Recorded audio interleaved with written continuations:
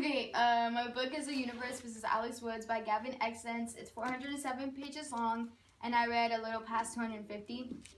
So the book starts off by Alex at the age of 17. He's driving a car, and he gets pulled over by an officer, and he is found with 113 grams of weed in his car, and Mr. Pedersen's ashes in the passenger seat. So then he is taken into custody by the cops, and he's taken into a small room where he is, asked questions about the incident and why he had so much weed in his car. And the cops didn't believe a word of what he was saying because they thought he was like on weed and they thought he was high, and they didn't believe anything. So since the book is in first person point of view, he starts explaining the whole story and how everything began. So it starts at the age of 10. He was in his bathroom and a meteorite hit his head, and he was in a coma for 13 days. Everyone thought he was going to die, but he actually made it alive, and he was left with epilepsy. He spent a year without going to school. He stayed homeschool because of his epileptic fits, and he would have seizures and everything, so he wasn't allowed to go to school. And then a year passed, and then he was finally able to return. And when he returned, because his mom was a fortune teller and she didn't really spend much time, and it was a really small town, so everyone kind of knew what his mom did. So he got bullied a lot, even though it wasn't physically, it was a lot of mental bullying. And then one day it got really serious, and the kids who bullied him started chasing him, and he landed at Mr. Pedersen's house where he broke his greenhouse. His mom came over then, and then they started discussing about how he needed to fix it. So she made a deal with Mr. Pedersen that he would come over and help him do chores. That actually never happened. He came over, but him and Mr. Pedersen just became friends. And that's what the next whole quarter of the book talks about, just them being friends. And then so Mr. Pedersen pretty much just became his new fatherly figure. And then while he was that year, he didn't go to school because of his epileptic fits. He did a lot of reading, and he studied a lot of outer space and meteorite stuff because of that's what happened to him, and it really intrigued him, and he really wanted to learn about the universe. And that was something him and Mr. Pedersen had in common. So yeah, they started a book club, and then yeah, that's where the 250 pages and them starting the book club.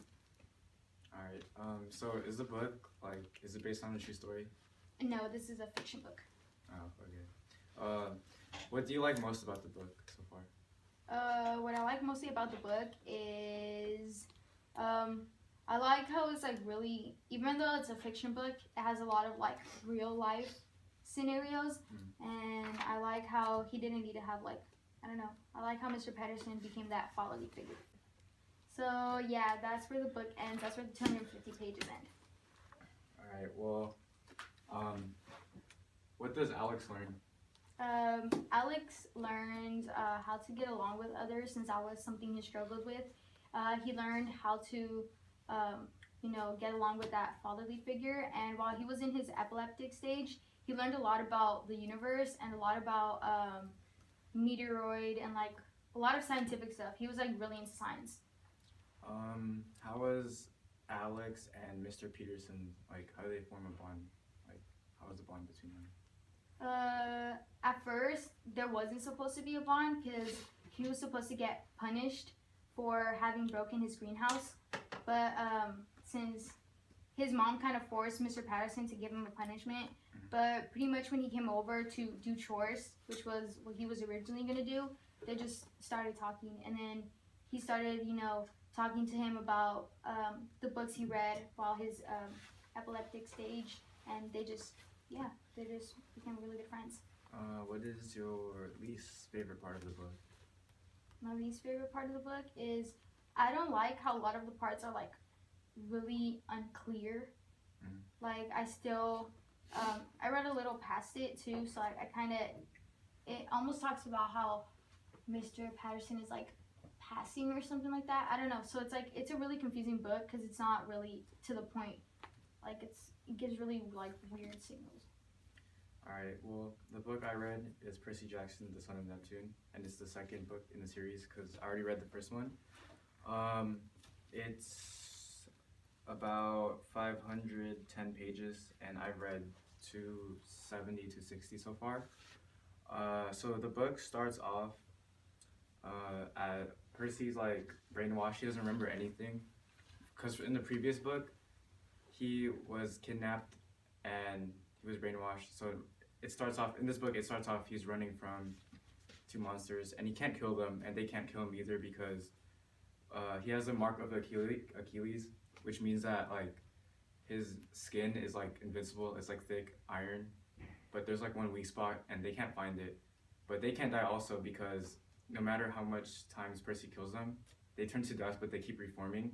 And the reason for that is because the gateway of death is opened by Gaia, who's the god of Earth or goddess of Earth, something like that. But it's open, and that's bad because that means like all the monsters that were dead are resurrecting, and all the monsters right now can't die. And since she controls that, if they kill like, for example, Percy, like they can trap him in there. So, but in the beginning they didn't know that part yet until later.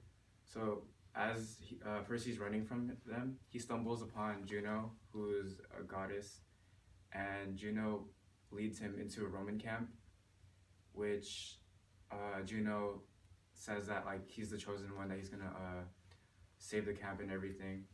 And at first the leaders of the camp, which is Octavian and Reina, they were like suspicious because he used Greek terminology. He didn't seem like Roman-like, but they accepted him because Juno said that he'll save the camp. So they placed him into the 5th Legion, which is the weakest legion because something happened in the previous war, because like they lost their eagle, and if you're a Roman, that means like your symbol of pride. So he got placed into that legion, and in that legion he meets Frank and Hazel, which he becomes really close with. So in the camp they had like legion games where they fight for each other, like capture the flag and everything. And the 5th Legion ends up winning because of Percy. And then out of nowhere, because Frank's unclaimed, right? So he doesn't have like, he's not, no one knows like whose his dad is, because in this book you're like a demigod, and like you're supposed to be like the son of Neptune and all that.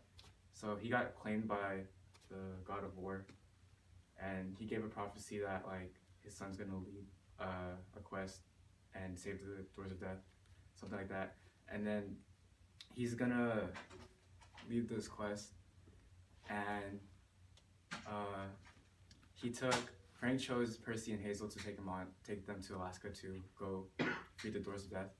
And he takes them to Alaska to this journey, and on the way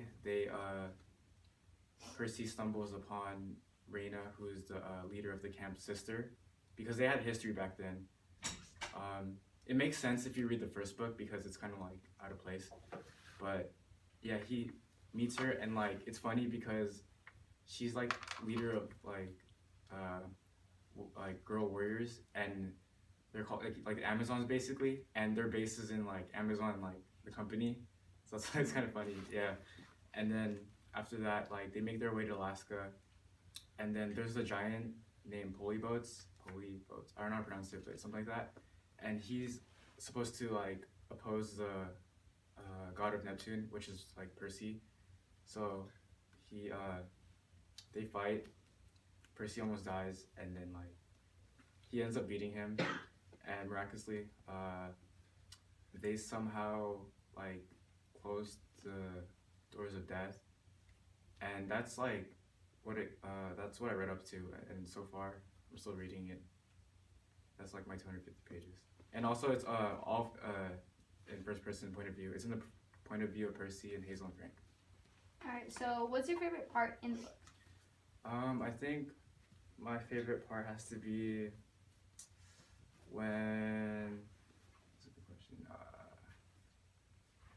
I think my favorite part has to be when Hazel's talking about her background story of herself, because like she wasn't from this era. She was from like the 70s or something like that, because she was like the daughter of Pluto, who was the god of death, and she's born with a curse because, like, I don't know if she gets anxious, like jewelry starts popping out the ground, and she was just talking about how like she since she's cursed and everyone knew about it, everyone around her like shamed her because they thought she was a witch, and she like died, but she got brought back from the underworld from her brother.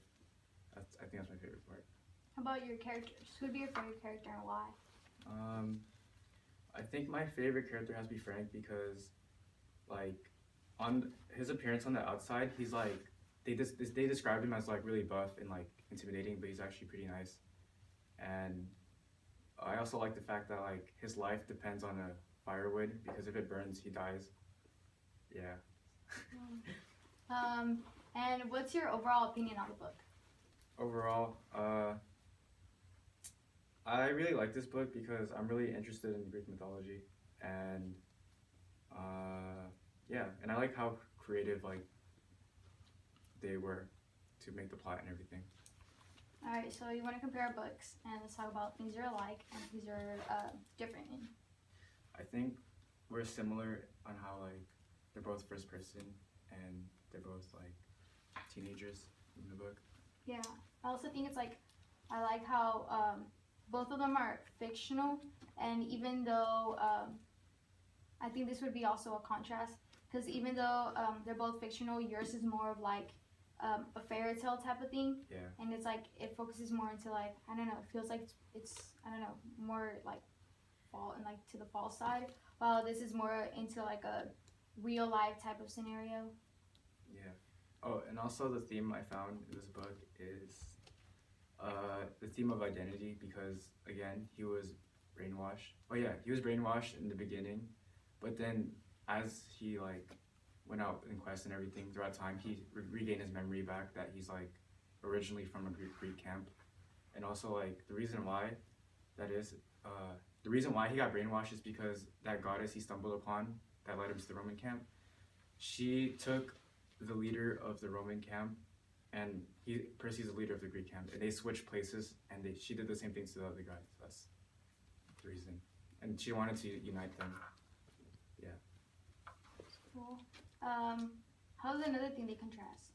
I could read another read.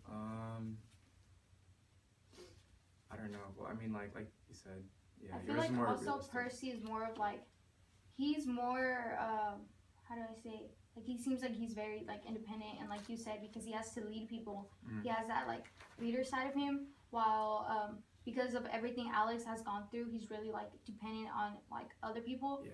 And he can't be alone because of his epilepsy. Any other things maybe they're common in? I don't think so. I think they're more like they're very different in each other, just because yours is more realistic and mine's like not so realistic. Yeah. Okay, so yeah. Good job. Thank you. Thank you for listening.